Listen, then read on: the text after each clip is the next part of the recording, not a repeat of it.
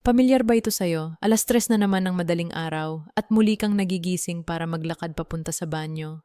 Hindi na ito ang unang beses ngayong gabi. Ang paulit-ulit na paggambalang ito ay hindi lang sumisira sa tulog mo, ninanakaw nito ang lakas, linaw ng isipan, at sigla mo para sa susunod na araw. Ramdam mo ang unti-unting pagtaas ng inis sa bawat paglalakad mo sa dilim, habang ang kapareha mo, syempre, ay mahimbing na mahimbing ang tulog. At napapatanong ka, bakit ako? Ganito na ba talaga kapag tumatanda? Marami ang naniniwala na oo at tuluyan na lamang nilang tinatanggap ang walang katapusang pagod, ang takot na matisod sa dilim, at ang ideyang hindi na sila muling makakatulog ng dire-diretso buong gabi. Pero narito ako upang sabihin sa iyo ng malinaw, hindi kailangang ganito ang mangyari. Hindi mo kailangang tanggapin ang buhay na laging putol ang tulog at puno ng pagod ang mga araw. Ako si Dr. Grace Prescott, isang manggagamot na may mahigit 20 taong karanasan. Inialay ko ang aking karera sa pag-unawa at paglutas sa mga misteryo ng pantog at ng sistemang ihilibu-libong kalalakihan at kababaihan. Nakatulad mo ang dumaan sa aking klinika na pakiramdam ay wala ng pag-asa at halos sumuko na. Ngunit paulit-ulit kong nasaksihan ang kahangahangang pagbabago sa kanilang kalagayan. Ngayon, hindi ako magbibigay ng pangkaraniwang payo lamang. Ibinabahagi ko sa iyo ang isang mahalagang estratehiya sa larangan ng urology, isang paraan tungkol sa kung paano at mas mahalaga kung kailan dapat uminom ng tubig na sa wakas ay magbibigay sa iyo ng pagkakataong mabawi ang mahimbing mong mga gabi. Isa itong teknik na napakasimple, napakaloghikal at gayon paman ay madalas na hindi napapansin. Kaya mapapaisip ka kung bakit ngayon mo lang ito nalaman. Samahan mo ako hanggang dulo dahil ang kaalamang ito ay hindi lang babago sa iyong mga gabi. Maaari nitong baguhin ang takbo ng iyong buhay. Bago ko ibigay ang solusyon, gusto kong maunawaan mo muna ang tunay na lawak ng problemang ito. Alam mo ba na hanggang 70% ng mga nasa hustong gulang na hilaguit sa 60 taong gulang ay nagigising ng hindi bababa sa isang beses gabi-gabi para umihi?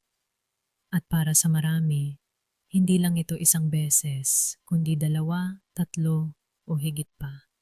May tawag dito, nocturia.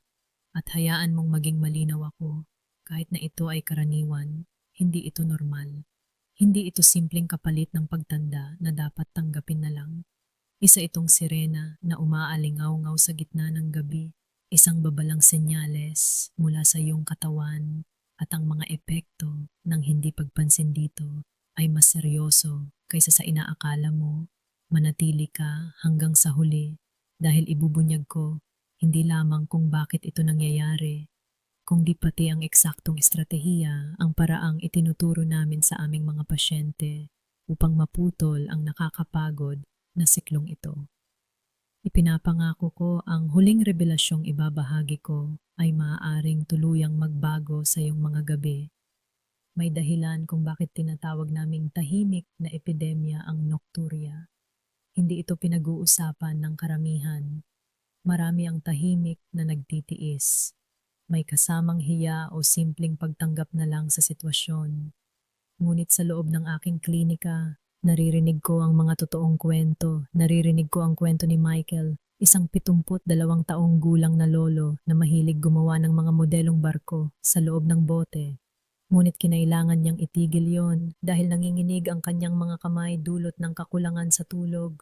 Naririnig ko rin ang kwento ni Susan, isang 68 taong gulang na retiradong guro na nadulas at nabalian ng balakang sa isa sa kanyang mga pagpunta sa banyo sa kalagitnaan ng gabi. Isang aksidenteng nagkait sa kanya ng kanyang kalayaan at pagiging independyente. Hindi lamang ito mga kwento, ito ang matinding realidad na kinahaharap ng marami.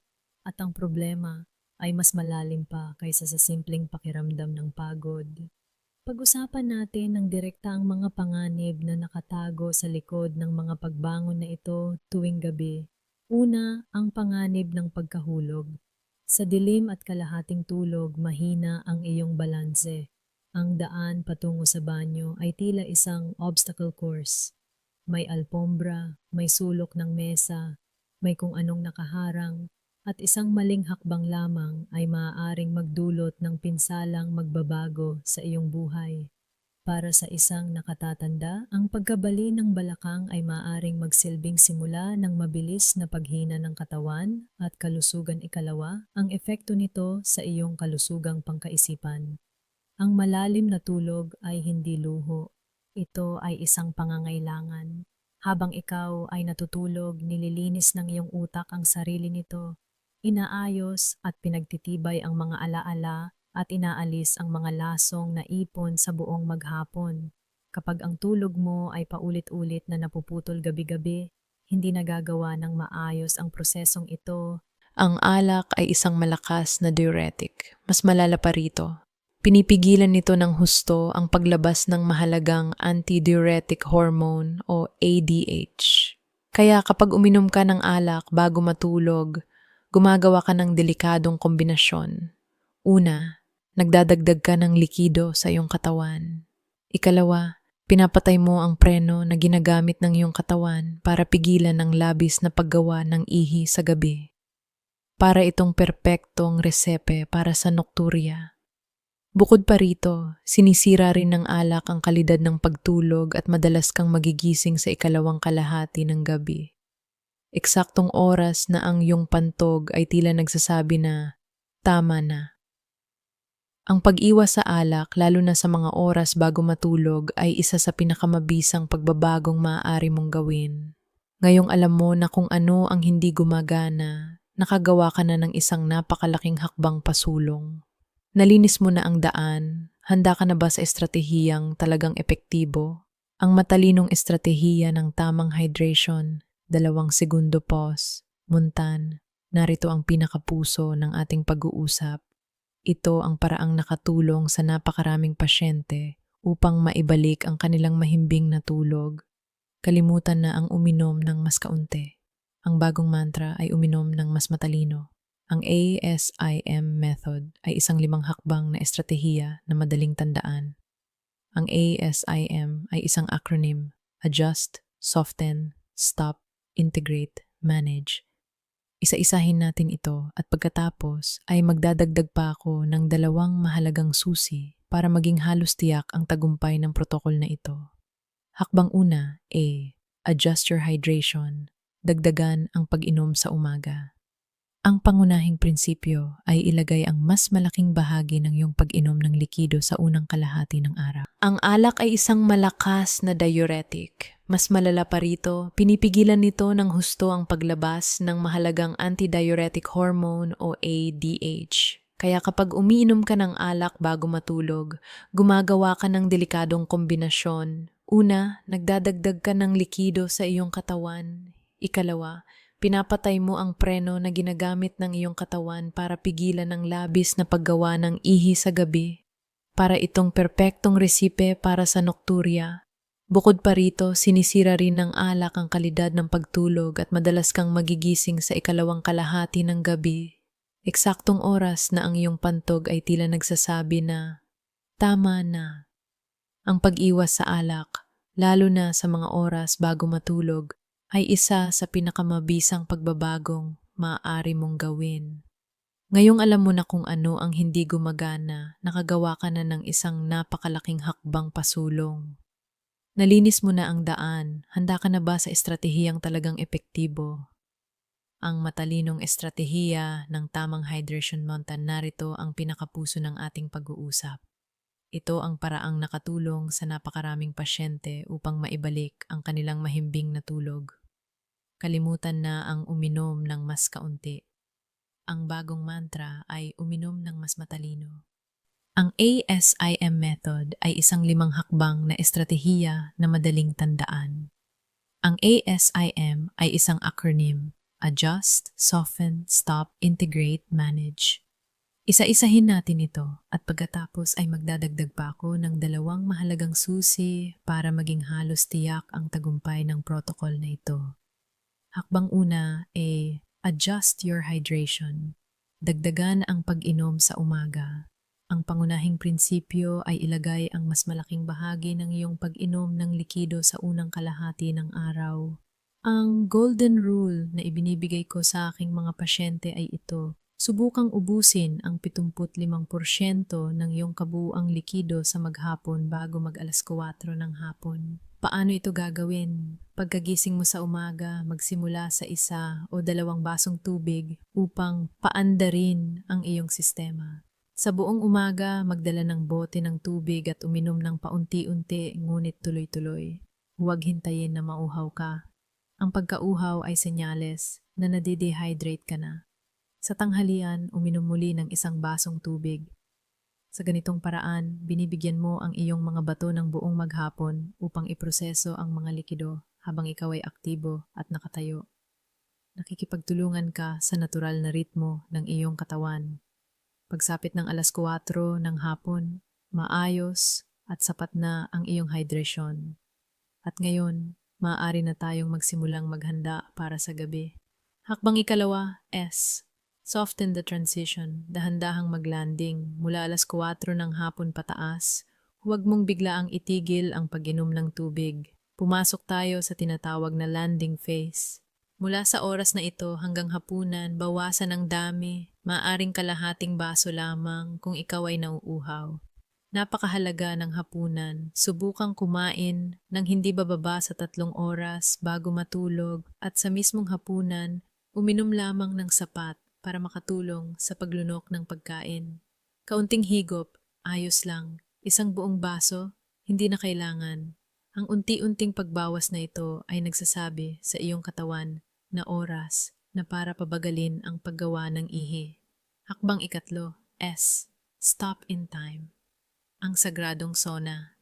Ito ang pinaka-estrikto at marahil ang pinakamahalagang hakbang. Gumawa ng isang sagradong 2 oras bago matulog kung saan hindi ka iinom ng anumang likido.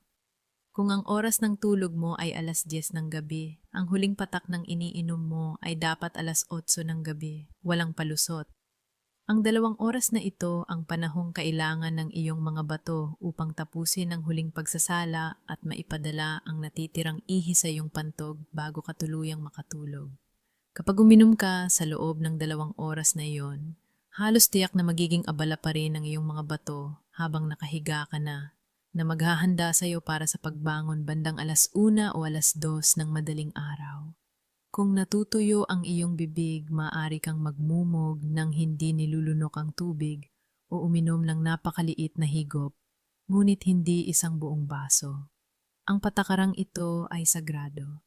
Iyan ang pinakapuso ng ASIM method. Ngunit ngayon, may 2 karagdagang hakbang na magpapalakas pa rito. Hakbang ika-4 ay integrate electrolytes, pagbutihin ang absorption. Isa itong maliit na teknik upang matulungan ang iyong katawan na gamitin ang tubig ng mas epektibo. Ang hydration ay hindi lang tungkol sa pag-inom ng tubig. Mahalaga ring maihatid ang tubig na iyon sa iyong mga selula. Dito pumapasok ang electrolytes. Simple lang ang ideya. Sa unang baso mo ng tubig sa umaga, maglagay ng 1 kurot, 1 maliit na kurot lamang, ng hindi pinrosesong sea salt at magdagdag ng kaunting katas ng lemon. Ang asin ay nagbibigay ng sodium na tumutulong para mas maabsorb ng iyong mga selula ang tubig at ang lemon naman ay may potassium. Sa ganitong paraan, mas nagiging epektibo ang iyong hydration sa umaga at nababawasan ang matinding uhaw pagsapit ng hapon. Hakbang ikalima, M. Manage your dinner. Kontrolin ang mga saboteur. Ang kinakain mo sa hapunan ay kasing halaga ng iniinom mo. Para sa huling pagkain ng araw, iwasan ang maaanghang o maaasim na pagkain na maaaring makairita sa pantog. Iwasan din ang sobrang asukal o simpleng carbohydrates na maaaring magpataas ng produksyon ng ihi. Ang mga pagkaing mataas ang water content tulad ng sabaw, pakwan o pipino ay mas mabuting kainin ng mas maaga sa araw.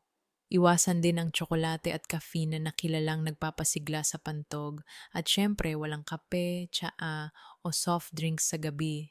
Sa halip, pumili ng hapunang mayaman sa protina at lutong gulay. Nakakatulong ito na panatilihing stable ang blood sugar at hindi binibigla ang iyong sistema bago matulog. Ayan na, ang kumpletong ASIM method. Hindi ito mahika. Ito ay sinsyang inilalapat sa tamang paraan, mga suportang teknik, pagpapalakas ng resulta. Kung ang ASIM method ang makina, ang mga teknik na ito ang high-performance na gulong. Sila ang mga estratehiyang sumusuporta upang mas mapahusay ang resulta. Unang suportang teknik, double voiding.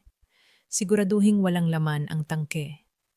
Naranasan mo na bang pumunta sa banyo bago matulog at makalipas lang ang 20 minuto ay naramdaman mo na naman ang pagnanais na umihi?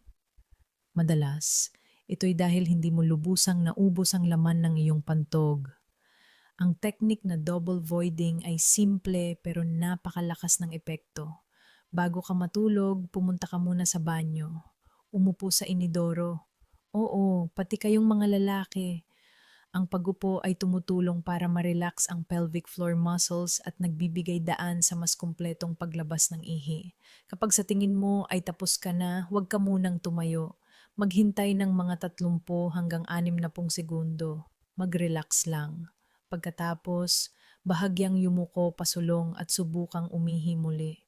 Magugulat ka kung gaano kadalas may kaunti pang lalabas. At ang kaunting iyon ay maaaring maging kaibahan sa pagitan ng mahimbing na tulog buong gabi o pagising ng 3:00 ng madaling araw. Gawin mo itong bahagi ng iyong gabi-gabing ritual.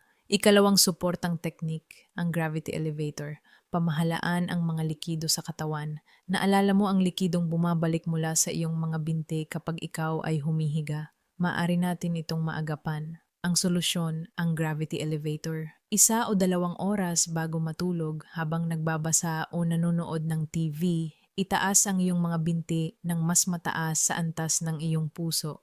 Ipatong ang mga ito sa unan, sa couch o sa kama. Sa ganitong paraan, ginagamit mo ang gravity para sa iyong kapakinabangan, hinihikayat ang likido na bumalik sa sirkulasyon bago ka patuluyang humiga. Mapoproseso ito ng iyong mga bato at maaari mo itong ilabas gamit ang double voiding bago matulog. Para mo nang pinipiga ang iyong mga binti ng mas maaga upang hindi ito gawin ng iyong pantog habang ikaw ay natutulog. Ang pagsusuot ng compression socks sa maghapon ay makakatulong din upang maiwasan ang pamumuo ng likido. Ikatlong suportang technique, control sa salt shaker. Gumamit tayo ng isang kurot ng asin sa umaga, ngunit ang sobrang asin sa kabuuang dieta ay isang sakuna para sa nokturya. Kapag sobra ang asin na kinakain mo, pinipigil ng iyong katawan ng tubig upang palabnawin ito. Mas nauuhaw ka tuloy at mas napapainom.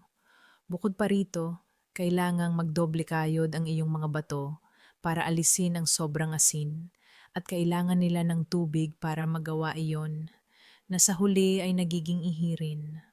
Suriin ang mga processed foods, deli meats at ready-made meals. Mas mainam ang pagluluto sa bahay dahil dito ikaw ang may kontrol. Ang pagbabawas ng asin ay hindi lang makakatulong sa iyong pantog, kundi pati na rin sa iyong presyon ng dugo. Naipakita na natin na ang nokturya ay hindi simpleng abala lamang kundi isang life thief. Naipaliwanag na rin natin ang mga maling paniniwala na noon ay pumipigil sa iyo na kumilos. At naibigay ko sa iyo ang mga susi, ang ASIM method at mga suportang teknik upang maibalik mo ang kontrol sa iyong katawan. Naalala ko ang aking pasyenteng si Michael, ang model shipbuilder. Pagkatapos lamang ng 2 linggo gamit ang protocol na ito, tumawag siya sa akin. Mas matatag ang tinig niya sa telepono. Doktor, sabi niya, gabi-gabi akong nakatulog ng 7 oras ng tuloy-tuloy. 7 oras. Hindi ko na maalala kung kailan ko huling naramdaman iyon. Ngumaga, hindi nanginig ang aking mga kamay. Nakabalik na ako sa aking workshop. Hindi lang basta nakakatulog ng mas matagal, ramdam ko buhay na buhay ulit ako. Ang ganitong pagbabago ay posible rin para sa iyo simula ngayong gabi. Ang pagbawi sa iyong tulog ay isang desisyon. Isang desisyon na ilapat ang iyong natutunan. Ang iyong action plan. Adjust ang iyong hydration. Ubusin ang karamihan bago mag 4:00 ng hapon. Soften at stop. bawasan ang iniinom sa hapon at igalang ang 2 oras na sagradong sauna bago matulog kung saan walang iniinom na likido. Suportahan ang iyong katawan sa pamamagitan ng double voiding, pagtaas ng mga binti, at kontrol sa asin.